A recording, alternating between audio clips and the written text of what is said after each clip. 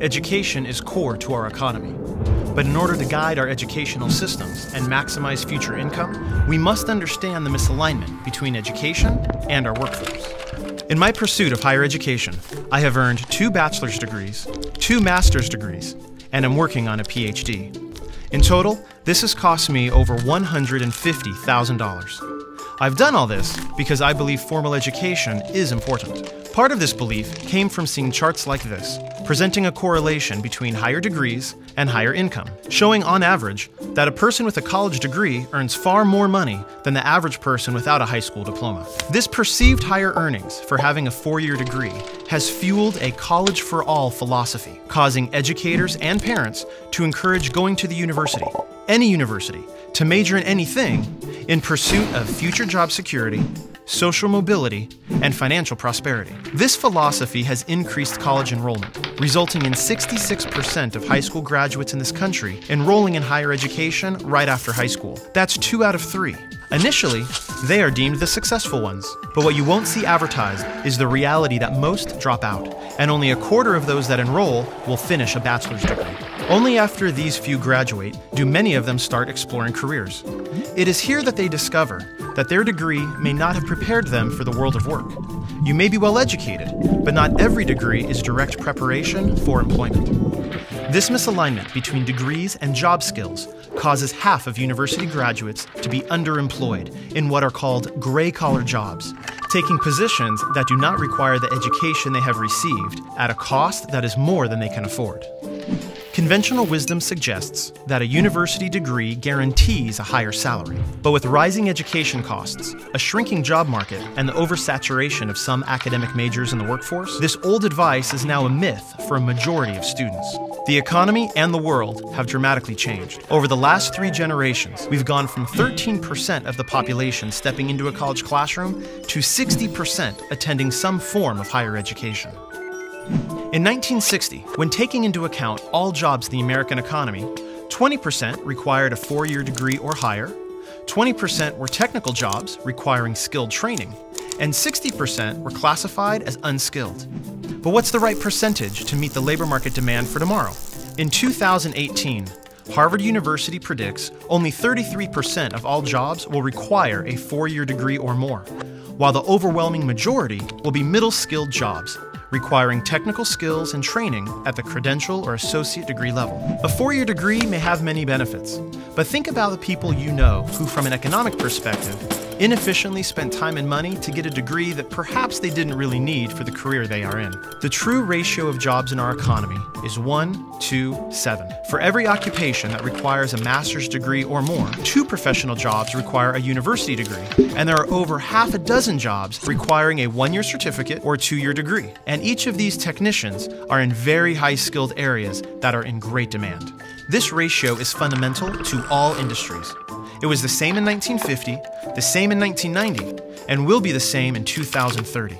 The hope for encouraging university education is that as the number of university-trained workers increases, the demand for their services in the workplace will increase as well.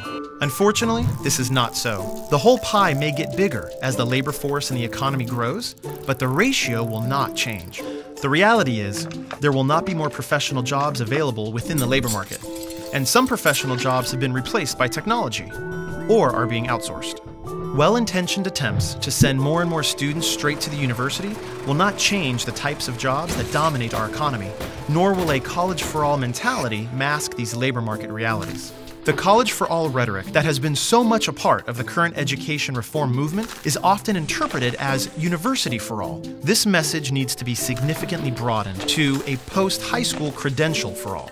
Students at various educational levels have left school without employable skills, setting up our children for failure, costing them and taxpayers millions. All while the labor market is desperate for highly trained, skilled technicians. So, how do you position yourself for high-wage, in-demand jobs? Let's say you were considering a career as either an electrician or a business manager. You would find that the average annual income for electricians is $51,000. only about half of the $105,000 average wage for management occupations. So at first glance, it looks as if getting a bachelor's degree in business is a no-brainer. But adding skills and ability into the picture adds a whole new dynamic. What if you have the potential to become an excellent electrician, but lack the skills and ability to be an excellent manager? Then you should be looking at projected incomes towards the bottom of the pay scale for managers and towards the top for electricians. You would then discover that electricians near the top of the pay scale make around $86,000, far higher than the income of a manager near the bottom of the pay scale at $52,000. Now, this is just one example, but the concept is true throughout all industries. The claim that you will make more money with an increased amount of education is not necessarily inaccurate, it's just incomplete. That advice is based just on the averages, but no one is perfectly average. Everyone has unique skills, talents, and interests. In fact, the income for the top individuals in a wide variety of skilled jobs that require an industry credential or 2-year degree is far higher than the average income for many occupations that require a 4-year degree. Nationally, associate degree earners range between $27,000 and $68,000, while bachelor's recipients earn between $34,000 and $97,000. But this data only accounts for the 25th to the 75th percentile of full-time adult workers. This means that 25% of associate degree holders earn more than $68,000 annually, and 25% of bachelor's degree holders earn less than $34,000. Our world has changed, and in this new economy, the university degree is no longer the guaranteed path towards financial success as it was for previous generations. And even if you do earn one, that education alone may not be enough. In today's highly technical, knowledge-based economy, having hands-on skills and perfecting what you're good at can be more valuable than getting a degree in something simply to get one. Employers want to know what you can do and what you can do well, not just what degree hangs on your wall. Since new and emerging occupations in every industry now require a combination of academic knowledge and technical ability, we need to ensure that we're also guiding students towards careers and not just to the university.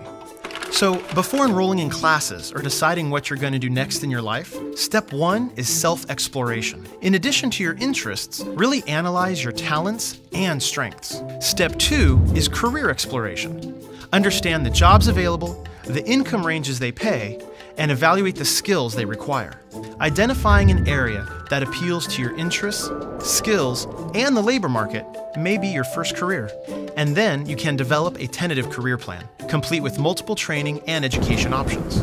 The key is to align your interests and abilities with your first career choice and the education and training you'll need to receive.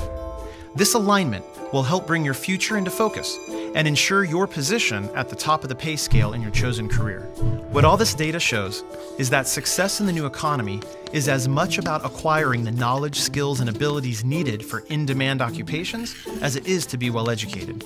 Both paths may work for you, but education combined with technical training is how you ultimately secure a competitive advantage in the new economy. Community colleges are in the ideal position to provide over 70% of tomorrow's workforce with an education combined with applied technical skills, industry-driven credentials, and specific preparation for employment.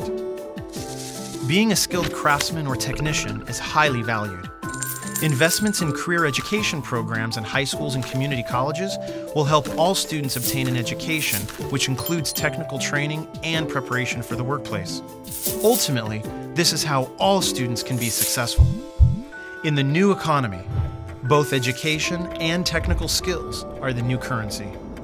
Will you be ready?